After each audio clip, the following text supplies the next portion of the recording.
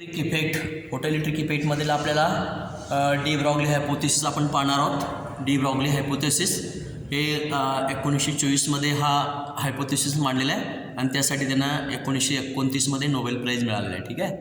आता D Broglie hypothesis हे कशावर बेस आहे? This based on the symmetry existing in nature. म्हणजे निसर्गामध्ये सिमेट्री जी आढळून येणार आहे ह्या सिमेट्रीवर ही डी ब्रॉग्ली हायपोथेसिस आढळून येणार आहे.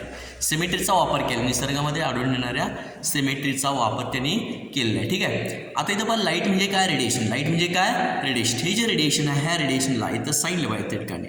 लाईट म्हणजे काय, हा सोर्स ऑफ लाईट आहे. हा सोर्स ऑफ लाईट काय करतो, फोटॉन बाहेर टाकतो. फोटॉन बाहेर टाकतो म्हणजेच काय, त्या ठिकाणी प्लँक क्वांटम थेरीमध्ये आपण पाहिलं फोटॉन बाहेर टाकतो आणि ह्या फोटॉनला काय असणार, ऊर्जा असणार. ही ऊर्जा किती असणार, इतकी असणार. इज इक्वल टू h इतकी असणार. आणि मग त्याला काय असणार आहे, वेवलेंथ वगैरे असणार, मोमेंटम असणार. या ठिकाणी फोटॉनचं स्पीड, ह्या फोटॉनचं स्पीड किती स्पीडने या ठिकाणी फोटॉन बाहेर पडत आहे, या ठिकाणी इतक्या स्पीडने बाहेर टाकत आहे. ठीक आहे. मग ह्याला आपण काय म्हणतो, radiation. This is called as electromagnetic radiation. हे रेडिएशन जे आहे ह्या रेडिएशनला काय आहे, ड्युएल नेचर आहे. म्हणजे वेव्ह नेचर पण आहे आणि पार्टिकल नेचर पण आहे. या ठिकाणी हे रेडिएशन जे आहे ह्याला काय वेव्ह नेचर पण आहे, पार्टिकल नेचर पण आहे. म्हणजे त्याला आपण काय म्हणतो, ड्युएल नेचर. जसं ह्याला हे ड्युएल नेचर आहे तसं मॅटरसुद्धा कसं आहे, ड्युएल नेचर. मॅटर म्हणजे समजा या ठिकाणी मॅटरचा एक पार्ट म्हणजे पार्टिकल घेतला आणि जर हा पार्टिकल घेतला, इथे इतक्या स्पीडने आपण या ठिकाणी हे पार्टिकल समजा फेकून दिला असेल किंवा इतक्या स्पीडने जर पार्टिकल जात असेल, हा पार्टिकल म्हणजेच काय, मॅटरचा पार्ट. म्हणजे मॅटरला सुद्धा कसं असलं पाहिजे, ड्युएल नेचर असलं पाहिजे. ह्या मॅटरला सुद्धा कसं असलं पाहिजे, ड्युएल नेचर. म्हणजे सिमेट्रीचं इथं जसं आहे तसं इथं या ठिकाणी असलं पाहिजे. ड्युएल नेचर या ठिकाणी हे ड्युएल नेचर आहे आणि त्यामुळे इथं सुद्धा कसं असलं पाहिजे, ड्युएल नेचर असलं पाहिजे. पण त्या ठिकाणी कंडिशन्स आहेत. म्हणजे हा कसं असलं पाहिजे, गतिमान असलं पाहिजे. ठीक आहे. म्हणजे हा पार्टिकल गतिमान असेल तरी त्या ठिकाणी इथं जसं या ठिकाणी लाईटला जसं ड्युएल नेचर तसं पार्टिकलसुद्धा कसं मॅटरला ड्युएल नेचर असलं पाहिजे. असं या ठिकाणी सिमेट्रीचा त्यांनी वापर केला आहे. ठीक आहे. ह्या मॅटर म्हणजे काय, हा जो मॅटर जो आहे हा पार्टिकल म्हणजे अनेक मॅटर कशापासून बनलेला आहे, अनेक पार्टिकलपासून बनलेला असणार आहे. म्हणजे मॅटरमध्ये काय या ठिकाणी मला सांगितलं बा, काही कंडिशन वापरून certain condition this matter seems wave like properties. म्हणजे या ठिकाणी ह्या पार्टिकलला सुद्धा हा जो मॅटर आहे, मॅटर म्हणजेच काय या ठिकाणी हा पार्टिकल म्हणजे काय, मॅटरचा पार्ट. इथं काही कंडिशन घेतल्या, सर्टन कंडिशन म्हणजे इथं या ठिकाणी गतिमान आहे असं आपण घेतलेलं आहे. ठीक आहे. असं कंडिशन घेतल्यानंतर हे काय, वेव्ह लाईक प्रॉपर्टी त्याला असणार. काय असणार, ह्या पार्टिकलला वेव्ह असणार. या ठिकाणी वेव्हचे जे प्रॉपर्टी आहेत हे प्रॉपर्टीज इथं एक्झिबिट होणार आहेत. ठीक आहे. Matter seems wave like properties under certain conditions. ठीक आहे. आता बघा या ठिकाणी हा फोटॉन आहे, ह्या फोटॉनला काय असणार, एनर्जी असणार आहे, मोमेंटम असणार आहे आणि त्या ठिकाणी वेव्हलेंथ असणार. त्याचं स्पीड किती आहे, सी इतका आहे. याचं जे मोमेंटम आहे हे मोमेंटम या ठिकाणी हे कसं आहे, फोटॉन कसं आहे या ठिकाणी ह्याच्यातून जे बाहेर पडणारे फोटॉन आहेत हे कसं असणार आहे, मासलेस असणार आहे, त्याला मास असणार आहे आणि याचं स्पीड किती आहे, सी इतका आहे. ठीक आहे. आणि मग ह्या फोटॉनचं मोमेंटम किती आहे, ई अपॉन सी. ह्या फोटॉनचं मोमेंटम किती आहे असणार आहे, ई अपॉन सी.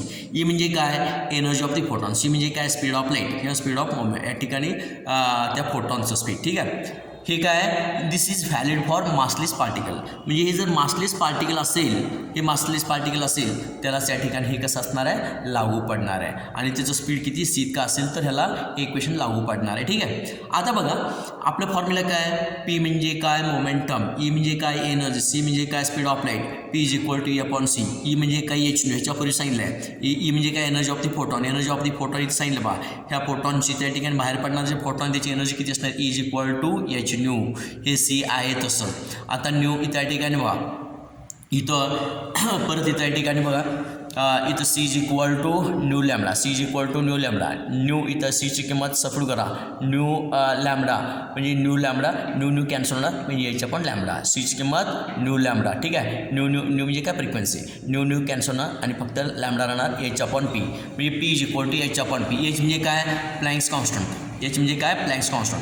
म्हणजे पी आणि लॅमडाचा दोन्हीचा गुणाकार कशाबरोबर असतो, एच बरोबर असतो, प्लँक्स कॉन्स्टंट बरोबर असतो. ठीक आहे. आणि यालाच आपण काय म्हणतो, आइन्स्टाईन्स. म्हणजे त्या ठिकाणी आइन्स्टाईन्स थेरी ऑफ रिलेटिव्हिटी घेऊन या ठिकाणी सॉल्व्ह केलं. आइन्स्टाईन्स थेरी ऑफ रिलेटिव्हिटी घेऊन हे इक्वेशन या ठिकाणी सॉल्व्ह केलं आहे. ठीक आहे. मग आता जो मुव्हिंग पार्टिकल जो आहे, हा जो मुव्हिंग पार्टिकल मग काय सांगितलं, हा जो मुव्हिंग पार्टिकल आहे, this moving particle is analogous to this photon. This moving particle is analogous to photon. म्हणजे मुव्हिंग पार्टिकल ह्याला कसं असणार आहे, ह्या फोटॉनला जसं या ठिकाणी वेवलेंथ असणार आहे, ह्याला सुद्धा मुव्हिंग पार्टिकलला सुद्धा कसं असणार आहे, वेवलेंथ असणार आहे. म्हणजे हा इथं या ठिकाणी वेव प्रॉपर्टी या ठिकाणी एक्झिबिट होत असते, इथं सुद्धा वेव प्रॉपर्टी एक्झिबिट होणार. म्हणजे हा फोटॉन आणि मुव्हिंग मटेरियल पार्टिकल म्हणजे या ठिकाणी मुव्हिंग पार्टिकल त्या मॅटर जो पार्टिकल आहे मुव्हिंग पार्टिकल हे दोन्ही कसे आहेत, ॲनालॉगस असं आपल्याला म्हणता येईल. मग आता ह्याची जी फ्रिक्वेन्सी आहे त्या ठिकाणीची फ्रिक्वेन्सी आपल्याला काढता येतं. इज आपला फॉर्म्युला काय, is equal to H nu आहे, is equal to H nu म्हणजे nu is equal to E upon h, nu is equal to E upon h. Nu म्हणजे काय, फ्रिक्वेन्सी ऑफ रेडिएशन. ई म्हणजे काय, energy. H म्हणजे काय, Planck's constant ठिकाणी Planck's constant. आणि याच्यावरूनच आपल्याला काय सांगता येईल बा, lambda is equal to H upon P सांगितलं. लॅमडा इथं घेतलं तर एच अपॉन पी, तसं या ठिकाणी lambda is equal to H upon P. आणि याच्या आहे तर स्पीची किंमत किती, की त्या ठिकाणी पूर्वी पाहिलं आपण. पी म्हणजे काय, एम व्ही. पी म्हणजेच काय, एम व्ही. एम म्हणजे काय, mass of the particle. V म्हणजे काय, वेलोसिटी ऑफ द पार्टिकल. ठीक आहे. म्हणजे काय, याला आपण काय म्हणतो, de Broglie wavelength. De Broglie म्हणजे हा कन्सेप्ट डी ब्रॉगली मांडलेला आहे. म्हणजे या ठिकाणी ह्या पार्टिकलसुद्धा कसं असणार आहे, गतिमान असलेल्या पार्टिकलला सुद्धा या ठिकाणी वेव प्रॉपर्टी असणार आहे. वेव प्रॉपर्टी असल्यामुळे त्याला वेवलेंथ असणार आहे. आणि डी ब्रॉगली शोधून काढल्यामुळे त्याला आपण काय म्हणतो, डी ब्रॉगली वेवलेंथ. म्हणजे lambda is equal to H upon M V. त्याला आपण काय म्हणतो, डी ब्रॉगली वेवलेंथ असं म्हणतो त्या ठिकाणी. आता बघा हे जे पार्टिकल आहे, हे जे पार्टिकल मॅटरचा जो पार्टिकल आहे, हा मॅटरचा particle, this particle associated with waves, matter waves. त्याला आपण काय म्हणतो, मॅटर वेव्स. मॅटरचा पार्ट म्हणून मॅटर वेव्स आपण म्हणतो. ठीक आहे. आता या पार्टिकलला कायनेटिक एनर्जी असणार, ह्या पार्टिकलला काय असणार आहे, कायनेटिक एनर्जी. कायनेटिक एनर्जीचा फॉर्म्युला आपल्याला माहीत आहे. Kinetic energy is equal to half M V square. Half M V square. M म्हणजे काय, mass of this particle. V म्हणजे काय, speed. M is equal mass of the particle, V is equal speed of this particle. आणि मग ह्या ठिकाणी इथं जर इथं या ठिकाणी हा टू इकडे घ्या, हे टू घे इकडे घ्या, म्हणजे m V square is equal to 2 times kinetic energy. M V square is equal to 2 times kinetic energy. एमसुद्धा आपण इकडे घ्या, म्हणजेच काय, 2 times kinetic energy upon m. 2 times kinetic energy upon m is equal to v square. म्हणजे इथं square route घ्या, हे स्क्वेअरच्या ऐवजी फी घ्या, म्हणजे फी येणार, फी इज इक्वल काय येणार आहे या ठिकाणी स्क्वेअर रूटमध्ये 2 times kinetic energy upon m. तेच इथे घेतलं आहे, phi is equal to square रूटमध्ये 2 times kinetic energy upon m. This is for this particle. म्हणजे हे इक्वेशन या ठिकाणी काय सांगता येईल बा, ह्याची जी कायनेटिक एनर्जी आहे, ही कायनेटिक एनर्जी पण सांगता येतं आणि ह्याचं स्पीड येते याच्यावरून सुद्धा आपल्याला काढता येतं. म्हणजे अशा पद्धतीने ह्या पार्टिकलचं आपल्याला कायनेटिक एनर्जी स्पीड आपल्याला काढता येतं. आता बघ त्या ठिकाणी जर चार्ज पार्टिकल घेतला, चार्ज पार्टिकल समजा इलेक्ट्रॉन असेल, प्रोटॉन असेल, चार्ज पार्टिकलला म्हणजे पार्टिकल मॅटरचाच पार्ट आहे, पार्टिकल हा मॅटरचा पार्ट आहे. म्हणजे त्या ठिकाणी चार्ज पार्टिकल घेतला तर त्या ठिकाणी त्याचं जे वेवलेंथ आहे ते वेवलेंथ कसं लिहिता येईल बा, मगाशी काय सांगितलं, wavelength is equal to H upon P. H upon p, पीची किंमत किती m v, h upon p. P म्हणजेच काय, एम व्ही. ठीक आहे. एच आहे तसंच, आता व्हीची एम आहे तसंच, एम आहे तसं व्हीची किंमत इथं सांगितली बा, व्हीची किंमत स्क्वेअर रूटमध्ये 2 times kinetic energy upon m. इथं 2 times kinetic energy upon m. ठीक आहे. म्हणजे इथं अपॉन रूट एम आहे आणि इथं एम आहे. एम म्हणजे root m into root m, ह्याच्यात रूट एम ह्याच्यात रूट एम कॅन्सल होणार, म्हणजे 2 times kinetic energy into m हे स्क्वेअर रूटमध्ये तेच दिलेलं आहे. H is equal to square रूटमध्ये 2 times M into kinetic energy. म्हणजे या ठिकाणी याचं मास माहीत असेल, कायनेटिक एनर्जी माहीत असेल, एच माहीत असेल, त्या ठिकाणी ह्याचं वेवलेंथ आपल्याला काढता येतं. ठीक आहे. आता हा जो चार्ज समजा या ठिकाणी हा जर चार्ज म्हणजे चार्ज पार्टिकल असेल, चार्ज पार्टिकल आपले ह्या पार्टिकलला हे इक्वेशन, ह्या पार्टिकल आपले हे इक्वेशन येऊ शकतं. आता हाच पार्टिकल जर चार्ज घेतला तर इथे kinetic energy is equal to काय फॉर्म्युला, 2 टाइम्स एम आहेतच. कायनेटिक एनर्जीचा फॉर्म्युला काय, क्यू व्ही येणार. कायनेटिक एनर्जीचा फॉर्म्युला काय येतो, क्यू व्ही. चार्ज पार्टिकल घेतला तर फक्त कायनेटिक एनर्जीच्या ठिकाणी काय ठेवायचं, क्यू व्ही ठेवायचं. आणि जर आपण इलेक्ट्रॉन घेतला तर इथे क्यूची किंमत काय ठेवायची, इथे ई ठेवायचं. इलेक्ट्रॉन असेल तर क्यूची किंमत काय येणार. आता हे जे इक्वेशन आहे, this equation holds good for charge particle. म्हणजे इथं कोणतेही चार्ज पार्टिकल असेल तर ते इक्वेशन ह्याला व्हॅलिड होऊ शकतं. Lambda is equal to H upon square root of 2 times M into Q V. Charge particle असेल तर हे काय, दिस इज व्हॅलिड. ह्याला इक्वेशन काय, हे इक्वेशन काय होऊ शकतं, व्हॅलिड होऊ शकतं. मग आता या ठिकाणी जर इथं या ठिकाणी इथं काय आपण वापरतो, या ठिकाणी फी म्हणजे काय, त्या ठिकाणी पोटेन्शियल डिफरन्स. फी म्हणजे काय, पोटेन्शियल डिफरन्स. आणि क्यू म्हणजे काय, चार्ज. त्या पार्टिकलचं ते चार्ज पार्टिकल असेल तर इक्वेशन. आता फी म्हणजे काय, पोटेन्शियल डिफरन्स. हे पोटेन्शियल डिफरन्स जर इथं व्हेरी लार्ज असेल, हे पोटेन्शियल एकदमच जास्त असेल, किलो व्होल्टमध्ये असेल, हे पोटेन्शियल डिफरन्स विभवांतर किलोव्होल्टमध्ये असेल किंवा एकदम जास्त असेल तर या ठिकाणी इथं जे स्पीड आहे त्याचं स्पीड त्या पार्टिकलचं स्पीड ह्या स्पीड ऑफ लाईटला क्लोज असणार आहे. The speed of charge particle is very close to the speed of light आणि त्यामुळे हे इक्वेशन त्याला ॲप्लिकेबल होऊ शकत नाही. जर त्या ठिकाणी पोटेन्शियल डिफरन्स व्हेरी लार्ज असेल तर इक्वेशन त्याला हे ॲप्लिकेबल होऊ शकत नाही. ठीक आहे. आता बघा त्या ठिकाणी जर मुव्हिंग आपण इथं मला सांगितलं बघा हा जर मुव्हिंग इलेक्ट्रॉन असेल हा मुव्हिंग इलेक्ट्रॉन असेल म्हणजे ते क्यूची किंमत काय ठेवा ई ठेवा. क्यूची किंमत ई ठेवलं तर त्या ठिकाणी lambda is equal to H upon square root of 2 times M into E V. E म्हणजे काय charge of the electron, V म्हणजे काय पोटेन्शियल डिफरन्स, एम म्हणजे मास ऑफ इलेक्ट्रॉन, एच म्हणजे प्लॅन्क्स कॉन्स्टंट आणि लॅम्बडा म्हणजे काय त्या पार्टिकलचं ते इलेक्ट्रॉनचं काय असणार आहे वेव्हलेंथ असणार. ही व्हॅल्यू सबस्टिट्यूट केल्यानंतर व्ही ए फक्त आपल्याला व्ही माहीत नाही, पोटेन्शियल डिफरन्स किती अप्लाय करणार आपण आपल्याला माहीत नाही, मास ऑफ द इलेक्ट्रॉन माहीत आहे, चार्ज ऑफ द इलेक्ट्रॉन माहिती आहे, एच माहिती आहे. सबस्टिट्यूट केल्यानंतर त्या ठिकाणी 1.228 upon square root of V upon square root of V. हे जर व्होल्टेज या ठिकाणी पोटेन्शियल डिफरन्स व्होल्टमध्ये असेल, पोटेन्शियल डिफरन्स व्होल्टमध्ये असेल तर वेव्हलेंथ किती असणार आहे नॅनोमीटरमध्ये असणार. वेव्हलेंथ कशामध्ये असणार आहे नॅनोमीटर म्हणजे 1/1.228 अपॉन रूट व्ही.